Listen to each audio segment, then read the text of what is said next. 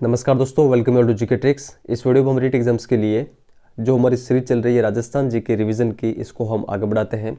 देखिए, जो ये हमारी सीरीज है ये पात्रता वाले एग्जाम के लिए तो इम्पोर्टेंट है ही है, लेकिन पात्रता से कई अधिक जो आपका मुख्य एग्जाम होगा जिसके आधार पर आपका सिलेक्शन होगा उसके लिए काफ़ी अधिक इंपॉर्टेंट है। क्योंकि पात्रता वाले एग्जाम में तो केवल 10 या 20 प्रश्न ही राजस्थान जीके के आते हैं, लेकिन जो मुख्य आपका जो एग्जाम होगा उसमें लगभग 60 के आसपास आपके प्रश्न राजस्थान जीके से संबंधित होंगे। तो ईमानदारी के साथ इस सीरीज के साथ आप बने रहिएगा।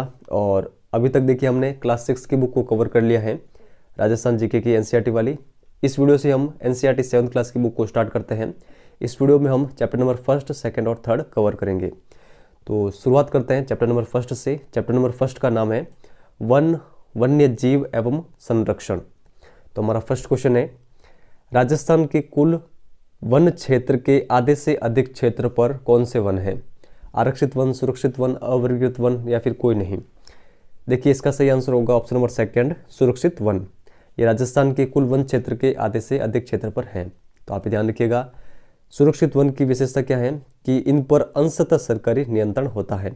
आप ध्यान रखिएगा, जो आरक्षित वन होते हैं इन पर पूर्णतः सरकारी नियंत्रण होता है। तो ये फैक्ट आप ध्यान रखिएगा। राज्य के कुल क्षेत्रफल का लगभग कितना प्रतिशत भाग वन क्षेत्र है? तो करेक्ट आंसर होगा ऑप्शन नंबर 2, 10वां भाग। तो ये आप ध्यान रखिएगा। नीचे वाले फैक्ट भी काफ़ी अधिक इंपॉर्टेंट है। राजस्थान में सर्वाधिक वन किस जिले में? उदयपुर, और सबसे कम है चूरू जिले के अंतर्गत। तो ये फैक्ट भी आप ध्यान रखिएगा। वनस्पति को प्रभावित करने वाला कारक नहीं है। धरातलीय स्वरूप, वर्षा की मात्रा, जलवायु, मिट्टी की भिन्नता या फिर कोई नहीं? देखिए, करेक्ट आंसर होगा, जितने भी यहाँ पर कारक दे रखे हैं ये सभी वनस्पति को प्रभावित करने वाले हैं। तो हमारा करेक्ट आंसर होगा, यहाँ पर नहीं पूछा है तो सही आंसर होगा कोई नहीं। राजस्थान में उष्णकटिबंधीय कंटीले वन किस क्षेत्र में पाए जाते हैं? तो देखिए, उष्णकटिबंधीय जो कंटीले वन है ये पश्चिमी राजस्थान में पाए जाते हैं। तो आप ध्यान रखिएगा। और जो पश्चिमी राजस्थान में यहाँ पर जो वनस्पति मिलती है वो है मरुद्भिद वनस्पति, जिसके अंतर्गत रोहिड़ा, खेजड़ी, धोकड़ा, बेर, बबूल और केर और नीम के वृक्ष देखने को मिलते हैं। निम्नलिखित को सुमेलित कीजिए। तो यहाँ पर दे रखा है रोहिड़ा, सेवन, खेजड़ी, गोडावन, और ये क्या क्या है? पौष्टिक घास है। राज्य पुष्प कौन सा है, राज्य पक्षी कौन सा है, राज्य वृक्ष कौन सा है, वो यहाँ पर हमको बताना है। तो देखिए, यहाँ पर जो इसका आंसर होगा वो होगा जो रोहिड़ा है राज्य पुष्प, सेवन क्या है, ये एक पौष्टिक घास है, खेजड़ी राज्य वृक्ष है, और गोडावन है राज्य पक्षी। तो फर्स्ट का बी हो रहा है। तो फर्स्ट का भी केवल एक ही ऑप्शन में दे रखा है, ऑप्शन नंबर ब में। तो ये आप ध्यान रखिएगा। अधिक तापमान, कम वर्षा, वृक्षों की पत्तियां छोटी और जड़ें गहरी होना किन वनों की विशेषता है? तो देखिए, यहाँ पर जितनी भी विशेषता दे रखी है ये सभी विशेषताएं उष्णकटिबंधीय कंटीले वन की। निम्न में से कौन से वन सदैव हरे भरे रहते हैं? तो देखिए, करेक्ट आंसर होगा अर्ध उष्णकटिबंधीय सदाबहार वन। ये सदाबहार वन है, ये कहाँ पर हमें देखने को मिलते हैं? आबू पर्वतीय क्षेत्र में। तो आप ध्यान रखिएगा। और इन वनों में कौन कौन से वन मिलते हैं? सागवान के वृक्ष, बांस और आम के वृक्ष। ग्रीष्म काल में कौन से वन अपनी पत्तियां गिरा देते हैं? तो ये कौन से वन है? देखिए, करेक्ट आंसर होगा ऑप्शन नंबर 2, उष्णकटिबंधीय शुष्क पतझड़ वन अपनी पत्तियां गिरा देते हैं। तो आप ध्यान रखिए। और ये वन हमें कहाँ कहाँ पर देखने को मिलते हैं? हाड़ौती, उदयपुर, चित्तौड़गढ़, बांसवाड़ा और डूंगरपुर में। तो आप ध्यान रखिएगा। और शुष्क पतझड़ वनों में कौन कौन से वन आते हैं? महुआ, बरगद, सालर, साल, सीताफल और शीशम। तो ये आप ध्यान रखिएगा। निम्न में से कौन सा राजस्थान का राष्ट्रीय उद्यान नहीं है? देखिए, राष्ट्रीय मरु उद्यान राजस्थान का राष्ट्रीय उद्यान नहीं है। यहाँ पर जो ऊपर के तीनों ऑप्शन है ये राजस्थान के राष्ट्रीय उद्यान है। फर्स्ट है केवलादेव राष्ट्रीय उद्यान भरतपुर, रणथंभौर राष्ट्रीय उद्यान सवाई माधोपुर, मुकुंदरा हिल्स राष्ट्रीय उद्यान कोटा व चित्तौड़गढ़। तो इनके बारे में आप ध्यान रखिएगा। निम्न में से कौन सा सही सुमेलित नहीं है? केलादेवी वन्यजीव अभ्यारण्य करौली सवाई माधोपुर, कुंभलगढ़ वन्यजीव अभ्यारण्य राजसमंद पाली उदयपुर, फुलवारी नाल वन्यजीव अभ्यारण्य राजसमंद, सरिस्का वन्य जीव अभ्यारण्य अलवर। तो यहाँ पर कौन सा सही सुमेलित नहीं है? देखिए, करेक्ट आंसर होगा जो फुलवारी नाल वन्य जीव अभ्यारण्य है ये यहाँ पर गलत दे रखा है राजसमंद के अंतर्गत। तो ये कहाँ पर है, ये है उदयपुर में। तो आप ये ध्यान रखिएगा और बाकी के जितने भी ये फैक्ट है ये भी आप ध्यान रखिएगा। राष्ट्रीय चंबल घड़ियाल अभ्यारण्य निम्न में से किस जिले के अंतर्गत नहीं आता? तो किस जिले के अंतर्गत नहीं आता है? देखिए ये नहीं आता है अलवर भरतपुर के अंतर्गत। देखिए जो चंबल नदी बहती है उसके किनारे जितने भी जिले हैं उनके अंतर्गत ये अभ्यारण्य है। कोटा, बूंदी, सवाई माधोपुर, करौली और धौलपुर के अंतर्गत। निम्न में से कौन सा सही सुमेलित है? तो कौन सा यहाँ पर सही सुमेलित है? देखिए जो ऑप्शन नंबर फर्स्ट है ये सही सुमेलित है। बंद बरेठा वन्य जीव अभ्यारण्य ये कहाँ पर है? ये है भरतपुर के अंतर्गत। जमवा रामगढ़ वन्य जीव अभ्यारण्य ये कहाँ पर है? ये जयपुर के अंतर्गत है। सज्जनगढ़ वन्य जीव अभ्यारण्य ये उदयपुर में है। तालछापर वन्य जीव अभ्यारण्य चूरू के अंतर्गत है। जवाहर सागर अभ्यारण्य किस जिले के अंतर्गत नहीं आता? तो देखिए ये नहीं आता है भीलवाड़ा के अंतर्गत। तो ये किन किन जिलों में आता है? कोटा, बूंदी और चित्तौड़गढ़ में। निम्न में से कौन सा असंगत है? तो देखिए जो रामगढ़ विषधारी वन्य जीव अभ्यारण्य है ये धौलपुर के अंतर्गत नहीं आता है। तो ये किसके अंतर्गत आता है? देखिए रामगढ़ विषधारी वन्य जीव अभ्यारण्य ये बूंदी के अंतर्गत है। बाकी के जितने भी यहाँ पर ये ऊपर दे रखे हैं ये सभी सही सुमेलित है, तो इनको भी देख लेते हैं। टॉडगढ़ रावली वन्य जीव अभ्यारण्य ये राजसमंद, अजमेर और पाली में है। सीता माता वन्य जीव अभ्यारण्य प्रतापगढ़, चित्तौड़गढ़ और उदयपुर में है। माउंट आबू वन्य जीव अभ्यारण्य सिरोही के अंतर्गत है। तो ये सारे एक्स्ट्रा फैक्ट आप ध्यान रखिएगा। निम्न में से कौन सा अभ्यारण्य धौलपुर के अंतर्गत नहीं आता है? तो देखिए शेरगढ़ वन्य जीव अभ्यारण्य जो है ये धौलपुर के अंतर्गत नहीं आता है, ये 12 के अंतर्गत है। जो वन विहार अभ्यारण्य, रामसागर अभ्यारण्य, केसरबाग अभ्यारण्य ये धौलपुर में है। निम्न में से कौन सा सही सुमेलित नहीं है? भैंसरोडगढ़ व बस्सी अभ्यारण्य चित्तौड़गढ़, तो देखिए ये तो सही है। जयसम्मद अभ्यारण्य उदयपुर ये भी सही है। नाहरगढ़ अभ्यारण्य जयपुर ये भी सही है। तो हमारा करेक्ट आंसर होगा सवाई मानसिंह वन्य जीव अभ्यारण्य ये जयपुर में ना होकर ये सवाई माधोपुर में है। तो यहाँ पे ध्यान रखिएगा। निम्न में से कौन सी राजस्थान की बाघ परियोजना नहीं है? तो देखिए कौन सी नहीं है? केवलादेव राष्ट्रीय उद्यान ये बाघ परियोजना नहीं है। रणथंबोर, सरिस्का और मुकुंदरा हिल्स ये बाघ परियोजना है राजस्थान की। निम्न में से कौन से स्थल रामसर साइट में शामिल है? तो देखिए रामसर साइट में ये दोनों हैं, केवलादेव राष्ट्रीय उद्यान और सांभर झील। तो आप ये ध्यान रखिएगा। पालतू श्रेणी में राजस्थान का राज्य पशु कौन सा है? तो देखिए ऊंट है पालतू श्रेणी में राजस्थान का राज्य पशु, और वन्य जीव की श्रेणी में है चिंकारा। राष्ट्रीय वन नीति 1952 संशोधन 1988 के तहत कितने क्षेत्र पर वन होने आवश्यक हैं? तो देखिए करेक्ट आंसर होगा 33% क्षेत्र पर। राजस्थान राज्य वन नीति 2010 के तहत संपूर्ण क्षेत्रफल के कितने प्रतिशत भाग को वृक्षाच्छादित करने का लक्ष्य रखा गया है?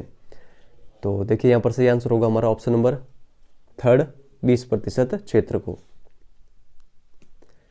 केंद्रीय शुष्क क्षेत्र अनुसंधान संस्थान काजरी और शुष्क वन अनुसंधान संस्थान आफरी किस जिले में है? तो देखिए काजरी और आफरी ये दोनों जोधपुर में। सेकंड नंबर यहाँ पर सही आंसर होगा। खिजड़ली हत्याकांड कब हुआ था? तो देखिए यहाँ पर हमारा सही आंसर होगा 1730 के अंतर्गत। तो आप ध्यान रखिएगा इसके अंतर्गत 363 स्त्री पुरुष अमृता देवी के नेतृत्व में शहीद हो गए थे। अमृता देवी मृग उपवन किस जिले में है? तो ये है जोधपुर में। खिजड़ली मेला कब लगता है? तो देखिए करेक्ट आंसर होगा खिजड़ली का मेला लगता है भाद्रपद शुक्ल दशमी को।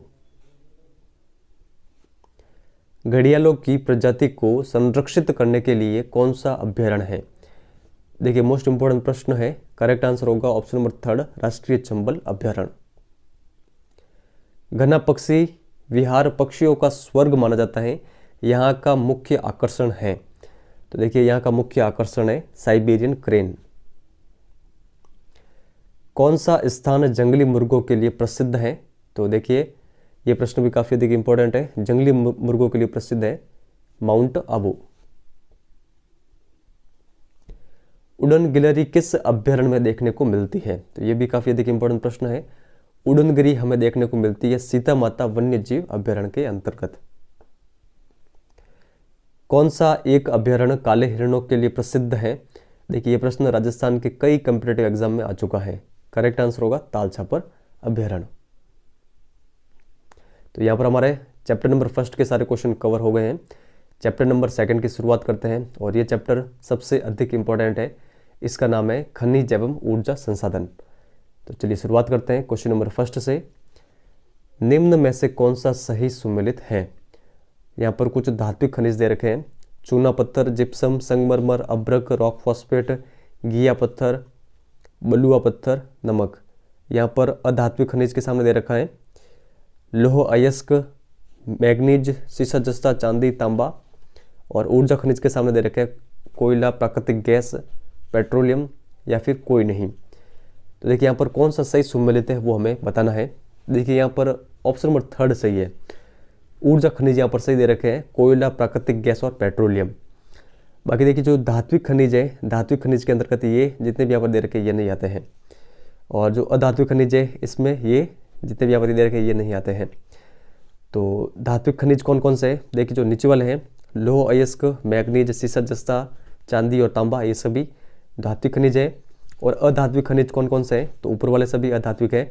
चूना पत्थर, जिप्सम, संगमरमर, अभ्रक, रॉक फॉस्फेट, घिया पत्थर, बलुआ पत्थर और नमक। राजस्थान के एकाधिकार वाला खनिज नहीं है। देखिए लोहा राजस्थान के एकाधिकार वाला खनिज नहीं है। तो लगभग एकाधिकार वाले कौन कौन से खनिज है? सीसा जस्ता, वॉलेस्टोनाइट और जास्पर। निम्न में से किन खनिजों के उत्पादन में राजस्थान अग्रणी है? देखिए राजस्थान संगमरमर, ग्रेनाइट, कोटा स्टोन, बलुआ पत्थर, चांदी, जिप्सम, तांबा, रॉक फॉस्फेट, कैल्साइट, बालक्ले और घिया पत्थर, इन सभी खनिजों के उत्पादन में अग्रणी राज्य है। तो आप ध्यान रखिएगा। राजस्थान में कहां पर जस्ता शोधक संयंत्र स्थित है? देखिए करेक्ट आंसर होगा second number option Devari, Udaipur में। राजस्थान में कहां पर सीसा जस्ता शोधक संयंत्र स्थित है? तो यह है चंदेरिया, चित्तौड़गढ़ में। निम्नलिखित को सम्मिलित करें। यहाँ पर कुछ सीसा जस्ता क्षेत्र दे रखे हैं, उनके सामने उनके जिले। तो कौन सा सही होगा वो हमें यहाँ पर देखना है। देखिए जो देवरी है ये है उदयपुर में। और जो राजपुरा दरीबा है यह है राजसमंद के अंतर्गत। रामपुरा अगुचा है भीलवाड़ा में और चौथ का बरवाड़ा है सवाई माधोपुर में। देखिए जो राजपुर दरीबा है इसको आप आसानी से याद कर सकते हैं। राजपुरा दरीबा में आगे राज आ रहा है और राजसमंद में भी आगे राज। तो इस तरह आप इनको इंटरलिंक करके याद कर सकते हैं। तो यहाँ पर कौन सा सही आंसर होगा? देखिए फर्स्ट का फोर्थ दे रखा है और फर्स्ट का फोर्थ दो ऑप्शन में दे रखे हैं। यहाँ पर सेकंड का थर्ड है, सेकंड का थर्ड दोनों में दे रखा है। थर्ड का सेकंड, तो थर्ड का सेकंड इसमें दे रखा है सेकंड नंबर ऑप्शन में। तो यही सही आंसर होगा। राजस्थान में पाए जाने वाले खनिज जैसे जिप्सम, रॉक फॉस्फेट और पाइराइट किसके निर्माण में आवश्यक है? तो देखिए यहाँ पर जितने भी ये तीनों खनिज दे रखे हैं ये सभी आवश्यक हैं रासायनिक उर्वरकों के निर्माण के लिए। तो आप ये ध्यान रखिएगा। संगमरमर प्रमुख रूप से पाया जाता है तो कहाँ पर? देखिए ये पाया जाता है राजसमंद, बांसवाड़ा में। इसके अलावा नागौर, जिसमें नागौर में यहाँ पर इसकी जो प्रमुख खान है वो है मकराना। उदयपुर में भी कुछ खाने हैं, बाबरमल और ऋषभदेव में। और भैंसलाना, जयपुर में भी संगमरमर मिलता है। तो सभी यहाँ पर इसका सही आंसर होगा। तो ये सारे फैक्ट आप ध्यान रखिएगा। लोह अयस्क का प्रमुख केंद्र नहीं है तो कौन सा नहीं है? देखिए करेक्ट आंसर होगा जामसर, नागौर लोह अयस्क का प्रमुख केंद्र नहीं है। कौन कौन से लोह अयस्क के प्रमुख केंद्र हैं? कंटेस्टली आप ध्यान रखिएगा। मोरिजा, बानेला जो कि जयपुर में है, डाबला, सिंगाना, झुंझुनू और थूर हुंडेर, उदयपुर। ये तीनों लोह अयस्क के प्रमुख केंद्र है राजस्थान में। सीकर में भी लोह अयस्क हमें देखने को मिलता है। तांबा प्रमुख रूप से पाया जाता है तो तांबा प्रमुख रूप से खेतड़ी, झुंझुनू, बन्नो वाली ढाणी, सिक्कर और खो दरीबा, अलवर में पाया जाता है। तो सभी यहाँ पर सही आंसर होगा। रॉक फॉस्फेट कहाँ पर नहीं पाया जाता है? जामर, कोटड़ा, उदयपुर, जैसलमेर, जयपुर, बांसवाड़ा, टोंक और दौसा। देखिए करेक्ट आंसर होगा टोंक दौसा में नहीं पाया जाता है रॉक फॉस्फेट। तो कहाँ कहाँ पर पाया जाता है ये आपको जरूर ध्यान रखना है। अभ्रक खनिज प्रमुख रूप से पाया जाता है, तो देखिए ये प्रमुख रूप से पाया जाता है दाता, भुनास, भीलवाड़ा के अंतर्गत। तो आप ये ध्यान रखिएगा। इसके अलावा ये उदयपुर, जयपुर, अजमेर में भी पाया जाता है, लेकिन जो सबसे प्रमुख खान है वो है दाता, भुनास, भीलवाड़ा। बीकानेर, जैसलमेर, नागौर और बाड़मेर जिले में पाया जाने वाला खनिज कौन सा है? तो देखिए ये खनिज है जिप्सम। तो आप ये ध्यान रखिएगा। वॉलेस्टोनाइट प्रमुख रूप से कहाँ पर पाया जाता है? तो ये पाया जाता है बेल का मगरा, सिरोही के अंतर्गत। ग्रेनाइट पाया जाता है, देखिए ये जालोर, जैसलमेर, पाली और सिरोही इन सभी जिलों में पाया जाता है। सभी यहाँ पर सही आंसर होगा। किस जिले में चूना पत्थर प्रमुख रूप से नहीं पाया जाता है? तो देखिए अलवर, भरतपुर में ये प्रमुख रूप से नहीं मिलता है। चित्तौड़गढ़, सिरोही, कोटा और उदयपुर में ये प्रमुख रूप से मिलता है चूना पत्थर। निम्न में से कौन सा परंपरागत ऊर्जा संसाधन नहीं है? तो देखिए परंपरागत ऊर्जा का संसाधन नहीं है सौर ऊर्जा। तो कौन कौन से परंपरागत ऊर्जा के संसाधन है? कोयला, प्राकृतिक गैस और खनिज। राजस्थान में किस प्रकार का कोयला पाया जाता है? तो देखिए करेक्ट आंसर होगा लिग्नाइट। बीकानेर का बरसिंगसर, पलाना, बाड़मेर का जालिपा, कपूरडी, गिरल, नागौर का मेड़ता इत्यादि स्थान किस खनिज से संबंधित हैं? तो देखिए जितने भी यहाँ पर ये स्थान दे रखे हैं ये सभी इनका संबंध है कोयले से। थर्ड नंबर ऑप्शन हमारा करेक्ट आंसर होगा। राजस्थान में परमाणु ऊर्जा का संयंत्र कहाँ पर है? तो देखिए ये है रावतभाटा, चित्तौड़गढ़ में। राजस्थान का पहला सुपर थर्मल पावर स्टेशन कौन सा है? तो देखिए ये है Suratgarh super thermal power station. तो आप ये ध्यान रखिएगा। कोयले पर आधारित ताप विद्युत संयंत्र हैं। तो देखिए कोटा, कालीसिंध, छबड़ा और गिरल ये सभी कोयले पर आधारित ताप विद्युत संयंत्र हैं। तो सभी इसका सही आंसर होगा। और लिग्नाइट आधारित ताप विद्युत संयंत्र कौन कौन से हैं, कहाँ पर है? गिरल, बाड़मेर के अंतर्गत। तो आप ये ध्यान रखिएगा। राजस्थान में कमली ताल, तनोट, घोटारू, मनियारी, डिब्बा, रामगढ़, डांडेवाला इत्यादि किससे संबंधित हैं? देखिए जितने भी यहाँ पर ये स्थान दे रखे हैं ये सभी इनका संबंध है ऑप्शन नंबर थर्ड प्राकृतिक गैस से। तो आप ध्यान रखिएगा। ये सादेवाला, बागेवाला जो कि जैसलमेर में है, ऐश्वर्या, मंगला, बाड़मेर इत्यादि किससे संबंधित हैं? तो देखिए इनका संबंध है पेट्रोलियम से। राजस्थान सरकार की प्रथम गैस विद्युत परियोजना कौन सी है? देखिए मोस्ट इंपोर्टेंट प्रश्न है, यहाँ पर हमारा सही आंसर होगा रामगढ़ गैस विद्युत परियोजना। ये राजस्थान की प्रथम गैस विद्युत परियोजना है। किस जिले में है? तो ये जैसलमेर में है। तो आप ये ध्यान रखिएगा। निम्न में से कौन सा सही सुमेलित नहीं है? तो देखिए यहाँ पर जो इसका सही आंसर होगा वो होगा राणा प्रताप सागर जल विद्युत परियोजना। यहाँ पर ये सही सुमेलित नहीं है। तो आप ध्यान रखिएगा। ये कहाँ पर है? ये चित्तौड़गढ़ में है। गांधी सागर जल विद्युत परियोजना मंदसौर, मध्य प्रदेश। माही बजाज सागर परियोजना बोरखेड़ा, बांसवाड़ा के अंतर्गत है। तो ये आप ध्यान रखिएगा। पवन आधारित विद्युत ग्रह किस जिले में नहीं है? जैसलमेर, प्रतापगढ़, धौलपुर, अलवर, बाड़मेर। देखिए करेक्ट आंसर होगा अलवर में नहीं है पवन आधारित विद्युत ग्रह।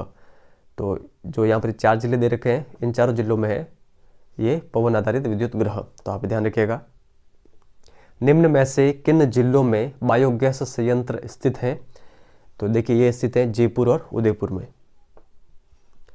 देश में सबसे बड़े सोलर पार्क की स्थापना कहाँ पर की गई थी? तो देखिए ये की गई थी जोधपुर में, बड़ला में। तो आप ये ध्यान रखिएगा। बड़ला सोलर पार्क देश का सबसे बड़ा सोलर पार्क है। देश का दूसरा परमाणु विद्युत संयंत्र कौन सा है? तो देखिए रावतभाटा परमाणु ऊर्जा संयंत्र। तो आप ये ध्यान रखिएगा। और यह पहला अत्याधुनिक तकनीक और प्रौद्योगिकी से बनाया गया परमाणु संयंत्र है, विद्युत संयंत्र। तो यहाँ पर चैप्टर नंबर 2 के भी सारे क्वेश्चंस कवर हो गए हैं। चैप्टर नंबर 3 की शुरुआत करते हैं। इसका नाम है कृषि एवं सिंचाई। तो फर्स्ट क्वेश्चन देखते हैं। निम्न में से कौन सा सही सुमेलित नहीं है? कृषि एक प्राथमिक व्यवसाय है। राज्य की 2/3 जनसंख्या का मुख्य व्यवसाय कृषि है। मौसम के आधार पर फसलों को 2 भागों में बांटा गया है, रबी और खरीफ, या फिर कोई नहीं। देखिए यहाँ पर हमारा करेक्ट आंसर होगा सही सुमेलित नहीं है, सही कथन नहीं है, वो है ऑप्शन नंबर 3। देखिए मौसम के आधार पर फसलों को 3 भागों में बांटा गया है, रबी, खरीफ और जायद की फसल। बाजरा, ग्वार, मक्का, चावल, मूंग, मोट, तिल, ज्वार, मूंगफली, कपास और गन्ना किस प्रकार की फसलें हैं? देखिए यहाँ पर काफ़ी सारी फसलें दे रखी हैं और जितनी भी ये फसलें हैं ये सभी हैं खरीफ की फसलें, तो आप इन सभी के बारे में ध्यान रखिएगा। गेहूं, सरसों, चुकंदर, चना और जौ किस प्रकार की फसलें हैं? तो देखिए ये सभी फसलें हैं रबी की फसलें। निम्न में से कौन सा कथन सही नहीं है? रबी की फसल की बुआई अक्टूबर नवंबर और कटाई मार्च अप्रैल में होती है। खरीफ की फसलों की बुआई जुलाई में और कटाई अक्टूबर नवंबर में होती है। जायद की फसलों की बुआई अप्रैल में और कटाई जून में होती है, या फिर कोई नहीं। देखिए सही कथन नहीं है कोई नहीं, क्योंकि तीनों कथन यहाँ पर जो दे रखे ऊपर वाले ये सही है, तो ये तीनों फैक्ट आप ध्यान रखिएगा। निम्न में से कौन सी फसल दलहन फसल नहीं है? तो देखिए जो तिल है ये दलहन फसल नहीं है। मूंग, मोट और चना ये दलहन की फसलें हैं। प्रमुख तिलहन की फसलें कौन कौन सी है? तो तिल है, सरसों है और मूंगफली है, तो आप ये ध्यान रखिएगा। उपयोग के आधार पर फसलों को कितने भागों में बांटा गया है? तो 2 भागों में बांटा गया है, खाद्यान्न फसलें और व्यापारिक फसलें। खाद्यान्न फसलें कौन कौन सी? गेहूं, ज्वार, मक्का, चावल और दालें। व्यापारिक फसलों में कपास, गन्ना, तंबाकू और तिलहन। निम्न में से कौन सी फसल शुष्क एवं अर्ध शुष्क जलवायु की है? तो देखिए करेक्ट आंसर होगा जौ व ज्वार। निम्न में से कौन सा गेहूं का प्रमुख उत्पादक जिला नहीं है? देखिए जैसलमेर, बाड़मेर प्रमुख उत्पादक जिले नहीं हैं। कौन कौन से हैं? श्रीगंगानगर, हनुमानगढ़, कोटा, बारा और भरतपुर। मेवाड़ की प्रमुख खाद्य फसल है, तो कौन सी है? यह है मक्का। बाजरा का उत्पादन की दृष्टि से राजस्थान का भारत में कौन सा स्थान है? तो देखिए भारत का स्थान है प्रथम, तो आप ध्यान रखिएगा। बाजरा के लिए उपयुक्त मिट्टी कौन सी है? तो यह है बलुई मिट्टी। देश का सर्वाधिक सरसों उत्पादक राज्य कौन सा है? देखिए करेक्ट आंसर होगा राजस्थान। और प्रमुख जिले कौन कौन से हैं सरसों उत्पादक में? अलवर, भरतपुर, श्रीगंगानगर और टोंक। राजस्थान राज्य के किस जिले में एशिया महाद्वीप का सबसे बड़ा कृषि फोरम स्थित है? तो देखिए ये स्थित है सूरतगढ़ कृषि फोरम, श्रीगंगानगर के अंतर्गत। किस फसल के उत्पादन में राजस्थान का देश में प्रथम स्थान है? तो देखिए बाजरा, इसबगोल, सरसों, ग्वार, मोठ और जीरा, इन सभी के उत्पादन में राजस्थान का प्रथम स्थान है, तो सभी हमारा सही आंसर होगा। राजस्थान में सर्वाधिक सिंचाई होती है, तो देखिए ये होती है नलकूपों के द्वारा, तो आप ध्यान रखिएगा। इंदिरा गांधी नहर का जल किन किन कहाँ से होकर गुजरता है? तो श्रीगंगानगर, हनुमानगढ़, बीकानेर और जैसलमेर में, तो आप ध्यान रखिएगा। वाटरमैन जल पुरुष के नाम से जाना जाता है, तो कौन जाने जाते हैं वाटरमैन के नाम से या फिर जल पुरुष के नाम से? देखिए करेक्ट आंसर होगा राजेंद्र सिंह। तो इनको रमन मैग्सेसे पुरस्कार से भी सम्मानित किया हुआ है, तो आप ध्यान रखिएगा। तो यहाँ पर हमारे तीनों चैप्टर कंप्लीट होते हैं। 3rd चैप्टर में केवल इतने क्वेश्चन बनते हैं, तो जो भी स्टूडेंट ईमानदारी के साथ इस सीरीज को फॉलो कर रहे हैं उनके लिए केवल एक ही चीज़ कहना चाहूँगा, आप सफलता के भागीदार रहेंगे। क्योंकि देखिए पढ़ने वाले ही सिलेक्शन लेते हैं, ना पढ़ने वाले कभी भी उनका सिलेक्शन नहीं होता है, और वो केवल बहाने ढूंढते रह जाते हैं कि मेरा सिलेक्शन इस कारण नहीं हुआ, मेरे नंबर इस वजह से कम आए हैं, इस वजह से कम आए हैं। लेकिन हमें कोई भी बहाना नहीं चाहिए, हमें तो केवल पढ़ना है और अच्छे से अच्छे स्कोर करना है अपने एग्ज़ाम में और अपना सिलेक्शन लेना है। तो ध्यानपूर्वक देखा है, इसके लिए कमेंट वर्क है आपके लिए कि राजस्थान का पहला सुपर थर्मल पावर स्टेशन कौन सा है? ऑप्शन आपके सामने देखे हैं, अगर आपने अच्छे से देखा है तो आप आसानी से इस क्वेश्चन का आंसर कर पाएंगे।